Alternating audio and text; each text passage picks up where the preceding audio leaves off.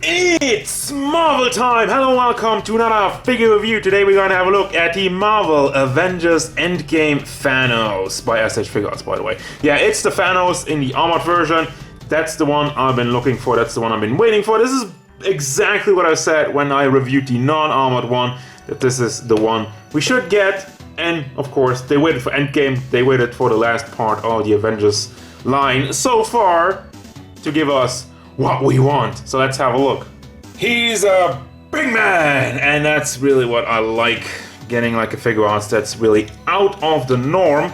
Let's see how tall he really stands at about 19, almost 19 and a half centimeters to the top of his head, which means we're going up to almost 7.9 inches tall. And fun fact about the paint job, I looked at him and I was like, is this metallic? It doesn't look metallic. It's not. I felt like it wasn't sparkly enough, but then I took him into my living room, and just as the sunlight hit him, I saw the sparkles. I was like, oh, there it is. There it is. So I don't know how well you can see it under the lighting of the ring light, but we'll get to that in a second.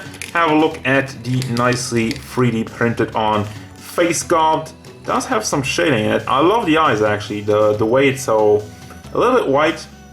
Very bright looking, but then again, the dark lines over the eyes, eyebrows, those look kind of comically, and that's weird as a comic book character. But yeah, this is from the movie. It's not supposed to look comically. And what the hell is going on with his chin? Is there like a hair on there? Ugh, I think there's a hair in there. It's not mine. But yeah, shading in the chin, shading around the eyes, shading around the nose. I appreciate it, even though I think it looks kind of weird. Again, for like a realistic type figure. But regardless, I mean, I always appreciate shading. And we got all the gold and the detail in his armor. I was wearing my armor. It's very nicely painted. It's super clean. I haven't really seen any big slips. And all the detail into it, it's just, that's what's so fun about collecting figures. Look at all the stuff that's going into this space armor. I love it. And then that's really like the thing of the design for Thanos in the movie. I completely dig it. They took an old school design, which was very simple at the beginning in the comics, and they really space suited it up and made something that's very memorable and does for a great figure as well. I'm not sure if that was really the idea, but then again, you know, marketing is a big deal. So yeah, you got the purple skin. That is fairly plain. Considering all the shading in the face, that they wouldn't do anything on the muscle, I was just love shading on the muscle work. That's like, I think, something that really elevates the muscles. If you put some nice shading on it, so unfortunately they didn't go for that, but that's not really a huge issue, just something I had in mind. As we move down to the Infinity Gauntlet, same thing as last time. The one stone on the side is a little bit smaller than the other ones, which is just kind of weird, but whatever. I mean, it is the exact same mold and from the previous Thanos. That's not a knock. It does have a different color though. I will get to that. Obviously, I want to have the previous Thanos release without the armor in here for a little comparison at the end. But let me give you another look at the armor, at the detail in it. It's just chock full of it down to the boots, and really not a boring spot on this figure, and I really appreciate that. What I can also appreciate is good articulation on a big guy, and I think they delivered on that. First and foremost, the head is on a ball hinge, goes back, forth. I think it's like a double actually, now that I see, like, kind of has some wiggle motion to it. And now, then it goes off. The entire face just fell apart, but there you go. But yeah, it's a double ball joint, one in the neck and one in the head. And then you got neck articulation, also has some rotation back, forth, side to side, and it's nicely covered up by this soft plastic kind of collar wrapping around it, which is soft plastic. This is hard plastic. And one thing I gotta give him huge credit on, you don't really see a color difference. Often when you have soft plastic with hard plastic, the soft plastic coloring looks a little bit different because it's a different material. But with this one, I can't really notice any difference. So kudos to that. Then you got a big butterfly joint in the shoulder area. Doesn't get too much range because it's blocked by the armor. Then you got a ball joint, ball hinge in the shoulder itself, and another ball joint in the chest area. So you can bring it up 45 degrees, and you can bring it down like this, and has also some rotation in it. Don't have bicep swivel, but you can rotate it at the ball joint over here, which kind of makes up for it. And then you got double hinged elbow going up 45 degrees. A little bit more than that. Look at him flexing. And then you got the fist on another ball hinge back for rotation.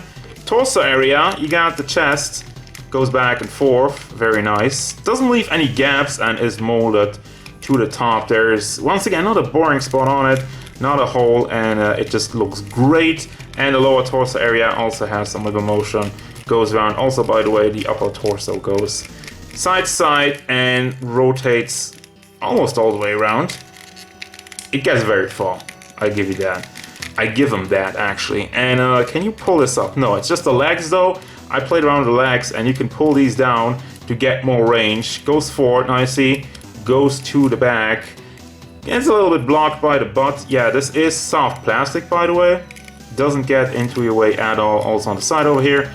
And he does move out to the side nice enough, and when you're done with that, you can just tuck him in. And even if you tuck him in, well, he's super limited though if you tuck him in. Also has some rotation, actually just a little bit. Even if I pull it down, doesn't really rotate that rather around. It does work, you get a little bit out of it, but not the greatest. Then you got a double hinge knee. Actually, is this double hinge? No, I think this is just a big ball hinge. Well, it looks good, so I don't have an issue with it. And the foot is on another ball hinge, goes to the back. Doesn't really go that much forward because it's kind of blocked by the armor. Doesn't really go to the side that much because it's blocked by the armor, but you can push it sideways because it's soft plastic once again down here. It's kind of interesting. This is all hard plastic and then it's just kind of soft at the tips. Doesn't really bend at the front so much. And then finally, you got a toe hinge to round it off.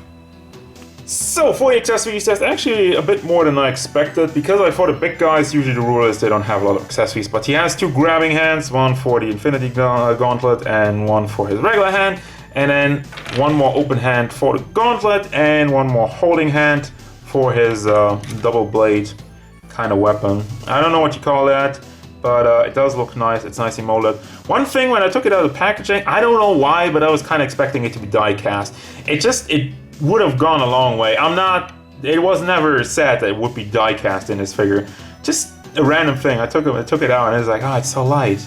Would have been nice. It would have been die cast. But you know, that's just once again not a complaint, but just a personal thought. It looks very nice with the metallic. Has a little bit of like an orangey bronze tone in the middle, and then finally you got the two faces over here. Once again, this one, especially this one, going wild with the shading. And I'm like, I feel so weird saying that because often shading is a big talking point, how they're not doing it, and then they're doing it, and I'm just like, bruh, it's too much. So, yeah. So we got Thanos versus Thanos. He seems a tiny bit taller, is that just me?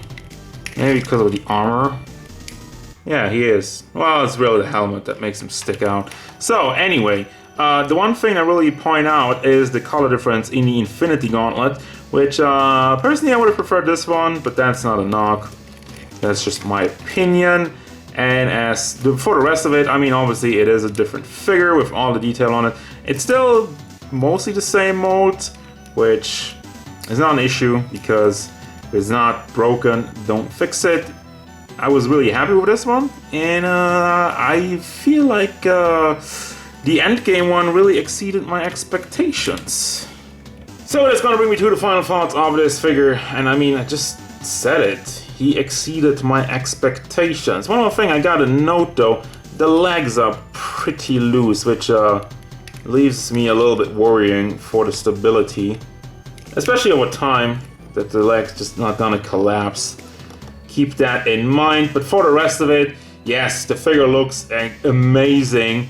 The design is great, and they captured it so well. Paint job is flawless almost. I don't really see a single smudge. There's a little bit that goes over the line over here, but that's...